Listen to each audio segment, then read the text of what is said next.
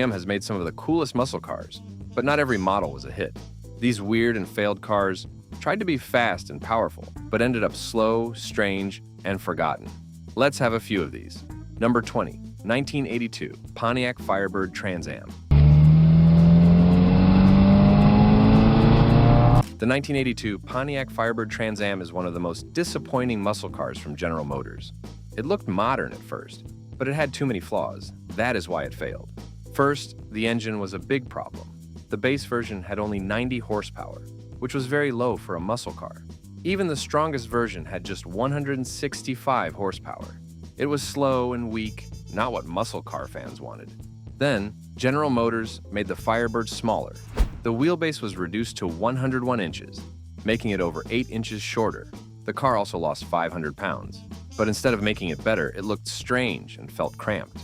The front grille had a split design with air slots that did not look good. The nose was too low, making the car seem awkward. Even the electrically opening headlamps looked odd instead of cool. Inside, things were not any better. The dashboard and console were redesigned, but they felt too tight and not stylish. There was an option for Recaro bucket seats, but they could not even fix the uncomfortable interior. The black paint with gold accents had worked before, but on this model, it looked outdated. Then came the weirdest part, the flared wheel openings and turbo cast wheels. They were meant to look sporty, but ended up looking bulky. Even though the car had a drag coefficient of 0.32, making it one of the more aerodynamic models, the design was all wrong. This car tried to be exciting but failed. It was weak, weird looking, and one of General Motors' biggest muscle car flops. Number 19, 1974, Chevrolet Chevelle Laguna S3. The 1973 to 1976, Chevrolet Chevelle Laguna was meant to be a stylish, mid-sized muscle car. Instead, it became one of the strangest and most disappointing cars of its time. It started as the top model in the Chevelle lineup, but by 1974, it was reduced to just one version, the Laguna Type S3 Coupe. One of its most unusual features was the urethane front end. While it was supposed to look modern, it ended up looking awkward and out of place. The 1974 model also got a new grille, redesigned taillights, and a large chrome bumper that could handle small impacts. Inside, it had swivel bucket seats and a sporty steering wheel. But these small touches could not hide the fact that the car looked too bulky and strange for a muscle car. The performance was disappointing. The engine options started with a 350 cubic inch V8 that made only 145 horsepower. The most powerful version was the 454 cubic inch V8, which produced 235 horsepower. While these numbers sound okay, new power measurement rules made them much weaker than older models, leaving the car feeling slow and dull. Even with its sporty looks, the Laguna never felt like a real muscle car. It had some success in NASCAR, but on regular roads, it was not exciting to drive. Over the years, design changes made it look less like a muscle car and more like a family car, trying too hard to be sporty. In the end, the Chevelle Laguna became one of the least impressive and weirdest muscle cars GM ever made. Number 18, 1966, Oldsmobile Toronado. At first glance, this car might seem like a powerhouse, but once you get behind the wheel, it's a whole different story. It came with a 425 cubic inch fuel-injected engine, pushing out 385 horsepower and 475 pound-feet of torque. Sounds impressive, right? But don't be fooled by the numbers. This thing was a giant metal tank on wheels, weighing nearly 4,500 pounds. That much weight made it feel slow and clunky, especially when turning. Instead of being a thrilling ride, it felt more like steering a boat on land. To make things worse, it had front-wheel drive, a rare setup for a car this massive. Instead of handling smoothly, it just plowed forward when you tried to take sharp corners.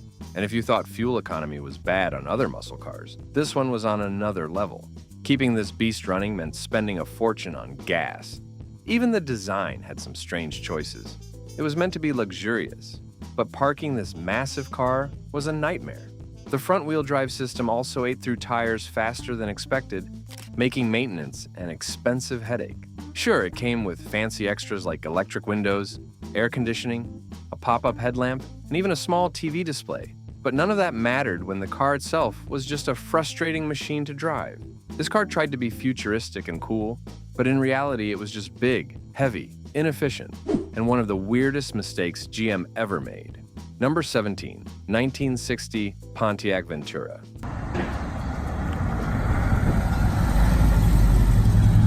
It has to be said, this car is one of the strangest American cars ever made. It was supposed to be a fancier version of the Pontiac Catalina, but instead it turned out to be a bulky disaster. The design was all over the place. Too much chrome, oversized body panels, and flashy details that made no sense. The grille, bumpers, and side moldings were so big that the car looked like it was trying way too hard.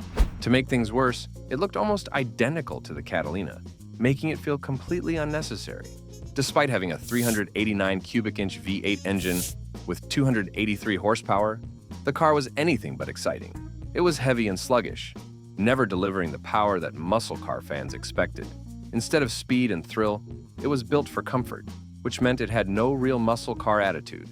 Other cars like the Chevrolet Impala and Ford Galaxy were faster, better looking, and handled much better, leaving this Pontiac feeling like an afterthought. The big frame made handling a nightmare. It felt more like a floating boat than a muscle car, making sharp turns and tight parking nearly impossible. The soft suspension caused way too much body roll in corners, and the steering felt loose and disconnected from the road. To make matters worse, it was not even built on a dedicated assembly line, leading to poor quality and cheap construction. On top of that, it came out during a recession when people wanted smaller, fuel-efficient cars. Even with features like power steering, power brakes, and a big engine, this car never stood out. It was too big, too slow, and completely forgettable. One of the worst mistakes of the 1960s. If you're enjoying this list of GM's most failed and weirdest muscle cars, don't forget to like this video and subscribe for more crazy car facts and forgotten classics. Number 16, 1982 Chevrolet Camaro Iron Duke. The 1982 Chevrolet Camaro Iron Duke is one of the most disappointing muscle cars ever made by General Motors. The Camaro was supposed to be fast and exciting, but this version was slow and boring. The biggest issue was the engine. It had a 153 cubic inch four-cylinder engine with only 90 horsepower. That was way too low for a muscle car. Even worse, it took almost 20 seconds to go from 0 to 60 miles per hour. That is slower than a school bus. Chevrolet tried to make this car look sporty, with a hatchback body and some new design features, but the performance was terrible. The engine, called the Pontiac Iron Duke, was a basic fuel-injected straight four. It could produce 132 pound-feet of torque, but that was not enough to make this car fun to drive. This was a time when Chevrolet was struggling with rising fuel prices. They wanted to keep the Camaro alive, but ended up making a weak and disappointing car. It had the look of a muscle car, but the feel of an economy car. It was not fast, not fun, and not exciting.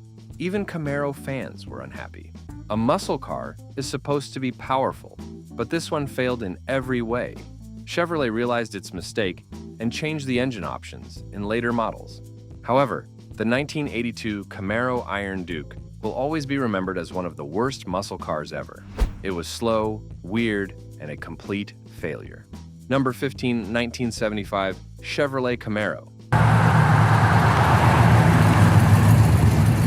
The 1975 Chevrolet Camaro is a perfect example of how a muscle car can lose its edge. The Camaro started strong in 1970, but just 5 years later, it had lost its performance and excitement. The engine was a major letdown. The most powerful option was a 350 cubic inch V8, but it produced only 145 horsepower. The Z28 package gave a small boost to 155 horsepower, but that was still weak for a muscle car.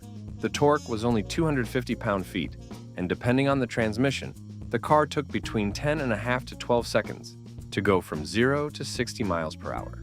That was painfully slow for a car that was supposed to be fast. The design did not help either.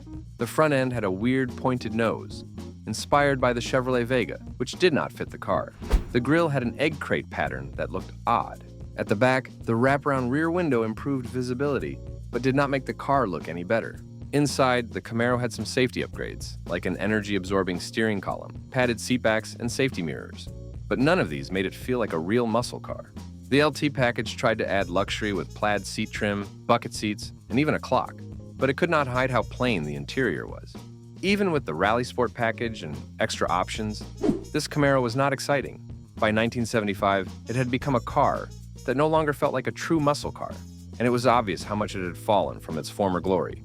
Number 14, 1981, Pontiac Grand Prix.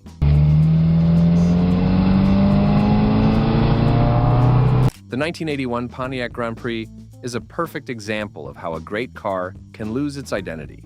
What was once a powerful Grand Tour had turned into a slow, boring machine. Downsizing and fuel efficiency concerns took over, stripping away its muscle car appeal.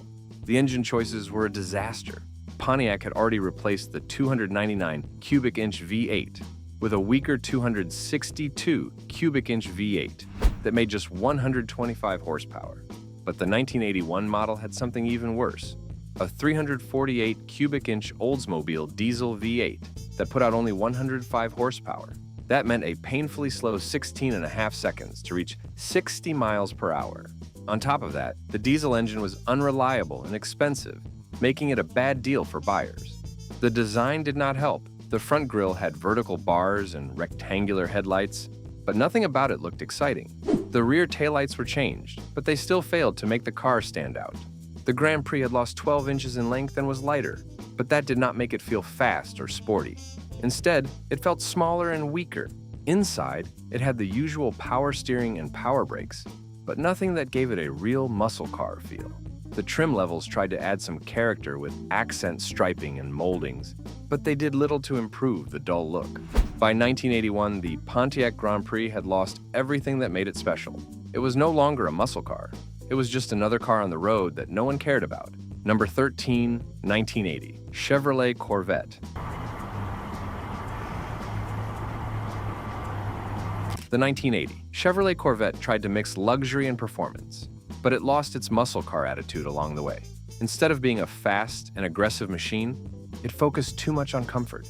It came with air conditioning, power windows, and a tilt and telescopic steering wheel, making it feel more like a high-end cruiser than a muscle car. Even small features like delay dome lights and intermittent windshield wipers added to the soft, relaxed feel, making it seem like a car built for weekend trips rather than speed. Chevrolet did reduce the weight of the Corvette by several hundred pounds compared to the previous year, but the engines were disappointing.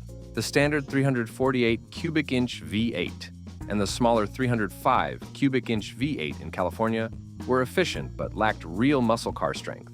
The optional L82 V8 had 230 horsepower, slightly better than the base 190 horsepower, but still weak for a Corvette. Making things worse, it only came with an automatic transmission, taking away any engaging driving experience. The Corvette still had its fiberglass body, pop-up headlights, and removable roof panels, but these features could not hide the fact that it was no longer a real muscle car.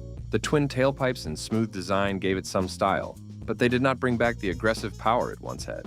By 1980, the Corvette had changed from a powerful muscle car to a fancy weekend ride. Instead of ruling the streets, it was more likely to be parked at a luxury resort, turning heads with its features instead of speed.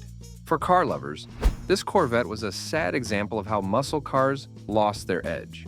Number 12, 1968 to 70, Pontiac Tempest. The 1968 to 1970. Pontiac Tempest is a muscle car that completely missed the mark. It was meant to be stylish and modern, but instead, it looked strange. The design was supposed to be exciting, but it turned out awkward. The body shape was the first problem. The car had a narrow middle with curving fenders, making it look like a bottle of cola. Instead of standing out, it just looked odd. The wheelbase for two-door models was 112 inches, which was 5.9 inches shorter than the previous version. Even though the car was smaller, it still became 75 pounds heavier due to new safety features. The front end was another weird choice. Pontiac got rid of the vertically stacked headlights and replaced them with a horizontal layout. This change made the car look outdated instead of fresh. There was also an option for hidden headlights, but they felt more like a gimmick than a good feature. Then came the engine. The base model had a 250 cubic inch straight six, which did not improve performance at all. The optional 350 cubic inch V8 was a little better, but it was still weak for a muscle car. At the back, things got even stranger. The rear bumper was way too big, stretching across the entire body. The taillights were awkwardly placed inside the bumper, making the car look unbalanced. The sides of the car were plain, with no exciting details. The Pontiac Tempest was supposed to be sporty, but it turned into a mix of bad ideas. It looked strange, felt bulky, and did not last long for a reason. Number 11, 1960, Buick LeSabre. The Buick LeSabre was meant to be a comfortable, roomy ride, but instead, it turned into a slow-moving, outdated machine that just couldn't keep up. It was a huge car, and not in a way that helped it. Its massive size made parking and city driving a nightmare. Steering felt loose, handling was sloppy, and taking corners was a struggle. Even though it had a 364 cubic inches V8 engine with 250 horsepower, the car felt heavy and sluggish. It took forever to get up to speed, making it feel more like a slow-moving boat than a powerful muscle car. While other cars like the Chevrolet Impala and Ford Thunderbird had style and performance, the LeSabre just couldn't match them. The design didn't do it any favors either. It was loaded with too much chrome, and its boxy, outdated look didn't help. While other cars in the 1960s were looking fresh and modern, the LeSabre still looked stuck in the past. It was big and bulky, trying to look fancy but ending up plain and forgettable. Inside, it was all about basic comfort, but nothing stood out. The dashboard was simple and boring, and the materials didn't feel special compared to what other brands were offering. It did come with power steering and brakes, which made driving a little easier, but that was about it. At the end of the day, the LeSabre was just a big, slow, and awkward car. It wasn't exciting, it wasn't stylish, and it definitely wasn't a muscle car. It was just a forgettable ride that failed to impress. Number 10, 1977 Buick Century Special. The 1977 Buick Century is one of the most confusing muscle cars General Motors ever made. It was the size of a luxury car but tried to act like a performance machine. The problem? It did not fully commit to either side. Instead, it ended up stuck in the middle, too soft to be a real muscle car and too bulky to be a true luxury ride. It sat on GM's A-body platform, meaning it shared parts with other GM cars. But Buick wanted to make it unique. The long hood, large front grille, and stretched-out shape made it look bold, but it lacked the aggressive design that muscle cars were known for. The inside was even stranger. It was filled with wood grain trim, chrome details, and soft seats, making it feel more like a car built for comfort rather than speed. Buick added features like power windows and air conditioning, which were rare luxuries at the time, but they did not make the car any faster. The performance was just as odd.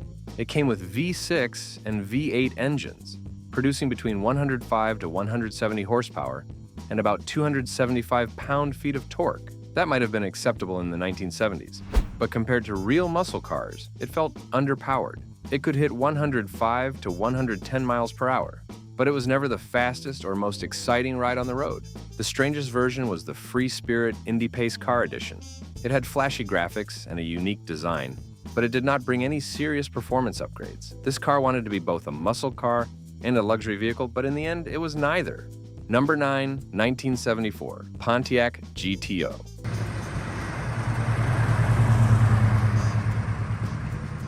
The 1974 Pontiac GTO is one of the biggest letdowns in muscle car history.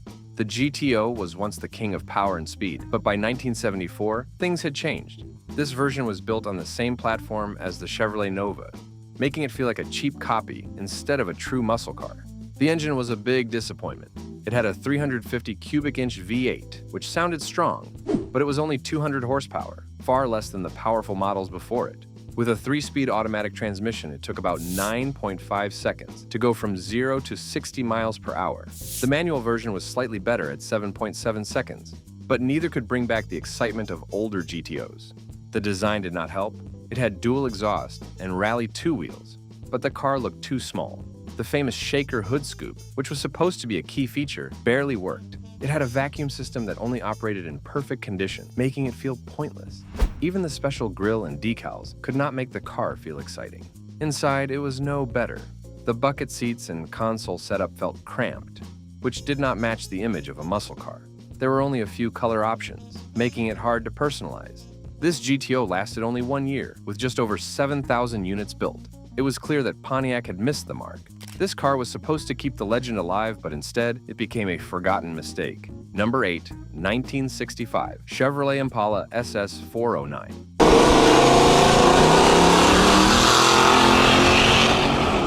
The 1965 Chevrolet Impala SS 409 is one of the rarest and strangest muscle cars Chevrolet ever built. At first, it looked like a big, full-size cruiser, but hidden inside was a 409 cubic inch V8 engine. However, by February of 1965, Chevrolet stopped making this engine and replaced it with the 396 cubic inch V8, making any 409-powered Impala from this year incredibly rare. This particular Impala came with the 340 horsepower version of the 409 engine, featuring a single 4-barrel carburetor. There was also a 400 horsepower version, but unlike earlier models, Chevrolet did not offer a dual quad option in 1965. Only 2,828 Impalas were ever built with a 409 engine that year, putting this car in a very exclusive group. Most of these engines were paired with Powerglide automatic transmissions, since the Turbo 400 transmission wasn't available until after the 409 was discontinued. But this particular Impala has something even more unique: a Muncie 4-speed manual transmission connected to a Positraction 12-bolt rear differential. The weirdest part? Chevrolet had trouble selling the last of these 409 cars because buyers were waiting for the new 396 engine. To make them more appealing, Chevrolet added extra options and accessories to move them off dealership lots. This Impala is a strange mix of rare power, big size, and last-minute marketing decisions, making it one of GM's weirdest muscle cars ever. Number 7, 1980 Chevrolet Monza. The 1980 Chevrolet Monza is one of the most confusing cars General Motors ever made. It was supposed to be a sporty, fun-to-drive muscle car, but instead it became a slow, underpowered disappointment. Originally, Chevrolet planned to use a Wankel rotary engine, but they canceled it due to bad fuel economy and pollution problems. To fill the gap, they offered a V8 engine, but even that did not save the Monza from failure. The Monza looked aggressive with its long front end, narrow pillars, and fastback-style rear. The 2+2 hatchback coupe version tried to give a sporty feel, but the performance was nowhere near real muscle cars. The engine options ranged from a small inline-4 with 151 cubic inches to a 196 cubic inch V6. The most powerful engine made only 110 horsepower and 145 pound-feet of torque, which was not nearly enough for a muscle car. The slowest model had just 86 horsepower, making it one of the weakest GM performance cars ever made. Even though it won Car of the Year from Motor Trend in 1975, the Monza was still a failure in muscle car history. It looked like the part, but had no speed or excitement, making it one of GM's strangest and most disappointing cars. Number 6, 1969 Chevrolet Corvette Stingray 427. The 1969 Chevrolet Corvette Stingray 427 is one of the most extreme muscle cars ever built. This car was not about comfort or smooth handling.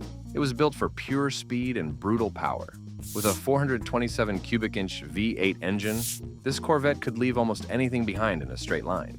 Even Road and Track magazine called it an animal because of how aggressively it performed. There were 3 different engine options. The base model had 390 horsepower, while the next version had 400 horsepower.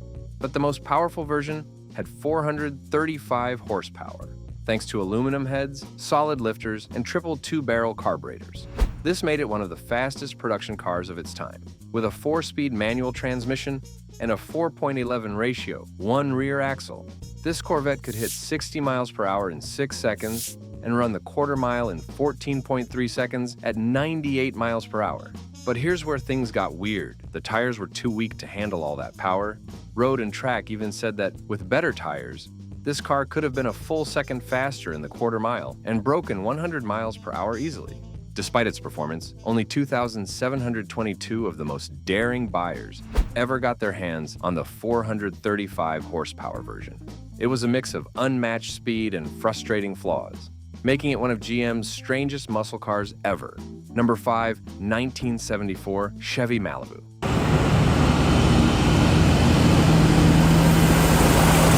The Chevrolet Malibu is one of the most unusual GM muscle cars. It started as just a Chevelle trim level but became its own model in 1978. It came with a rear-wheel drive and a 3-speed manual transmission. Buyers had engine options like the 350 cubic inch V8 or the 400 cubic inch V8, producing between 145 and 180 horsepower, with 245 to 290 pound-feet of torque. Even with a top speed of 105 to 115 miles per hour, it was not the fastest muscle car around. However, in the malaise era, when GM cars were known for heavy bumpers and weaker engines, the Malibu stood out for different reasons. It had a sturdy chassis and offered a comfortable ride with plenty of space. One of the biggest reasons this car became popular was its affordability. Compared to other muscle cars of its time, it was a good deal, making it a solid choice for many buyers. It was the kind of car people bought for everyday driving, not for burning rubber on the streets. The strangest part? After decades of production, Chevrolet is stopping Malibu production on November 2024. With GM focusing on the Chevrolet Bolt EV, this once popular car is coming to an end. For a car that started as a Chevelle trim, grew into its own model, and lasted for years, the Malibu is now just another forgotten piece of GM history. Number 4, 1969, Chevrolet Corvette L88.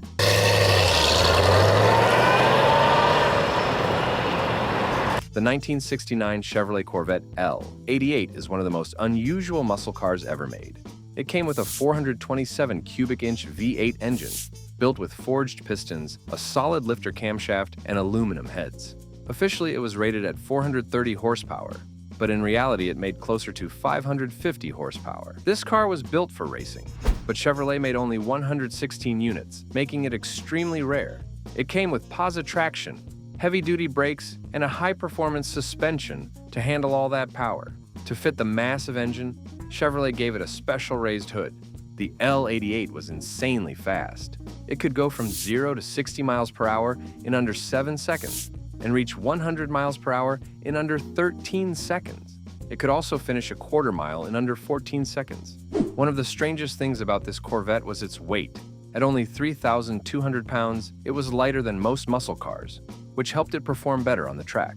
However, Chevrolet left out power steering to save weight, making it difficult to drive at low speeds. With its massive power, rare production numbers, and racing-focused design, the L88 Corvette was a muscle car that stood out, but it was also full of strange quirks that made it one of GM's weirdest creations. Number 3, 1977 Pontiac Can-Am.